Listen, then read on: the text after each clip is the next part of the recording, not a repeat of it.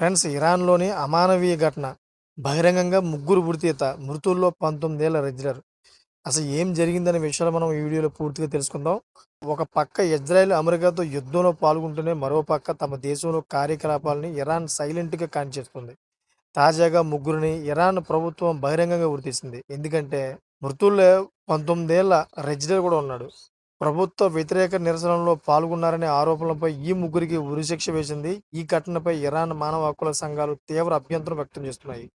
అలాగే Amnesty international కూడా ఈ ఉరిశిక్షలను ఖండించింది. ఈ ఘటనకు సంబంధించిన పూర్తి వివరాలు ఎలా ఉన్నాయంటే, గత ఏడాది డిసెంబర్ నుంచి ఇరాన్‌లో ప్రజల్లో తిరుగుబాటు మొదలైన సంగతి తెలిసిందే. అక్కడి ధరల పెరుగుదల, నిరుద్యోగం, కరెన్సీ విలువ పడిపోవడం వంటి కారణాలతో చాలామంది ప్రభుత్వానికి వ్యతిరేకంగా నిరసనలు చేశారు. ఈ సందర్భంగా ప్రభుత్వ భద్రతా బలగాలు, పోలీసులకు, నిరసనకారులకు మధ్య తీవ్ర ఘర్షణ జరిగింది. ఆందోళనల్ని అణిచివేసేందుకు పోలీసులు కాల్పులకు తెగబడ్డారు. నిరసనకారులు పలువురు పోలీసులపై దాడి చేయగా కొందరు మరణించారు.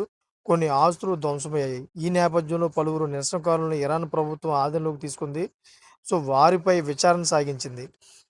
ఇందులో ముగ్గురు యువకులకు కోర్టు మరణశిక్ష విధించిందన్నమాట. 19 ఏళ్ల రెజ్లర్ అయిన సలేహ్ మొహమ్మది, సయీద్ దావూదీ, మొహిదీ గసేమి అనే ముగ్గురు వ్యక్తులు ఘర్షణల సందర్భంగా ఇద్దరు పోలీసులను చంపినట్లు ప్రభుత్వం ఆరోపించింది. ప్రభుత్వానికి ఎదురు తిరగడం అంటే దేవుడిని ఎదిరించినట్లే అని అక్కడి ప్రభుత్వం వారిపై కఠిన శిక్షకు సిద్ధమైంది.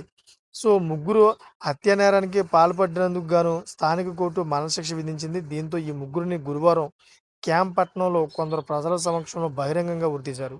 అయితే ఈ ఘటనపై ఇరాన్ మానవ హక్కుల సంఘాలు, అంతర్జాతీయ మానవ హక్కుల సంఘాలు తీవ్ర ఆగ్రహం వ్యక్తం చేస్తున్నాయి. ఎందుకంటే నిందితులను హింసించి వారితో బలవంతంగా నేరాన్ని అంగీకరించేలా చేశారని వారు ఆరోపిస్తున్నారు. ఘర్షణలు మొదలైన తర్వాత ఇటీవలి కాలంలో తాము అమలు చేసిన మొదటి ఉరిశిక్ష ఇదని అక్కడి వారు చెబుతా ఉన్నారు. చూసారా ఫ్రెండ్స్, లేటెస్ట్ ఇన్ఫర్మేషన్ కోసం నా ఛానల్ సబ్స్క్రైబ్ చేసుకోండి. Thanks for watching friends.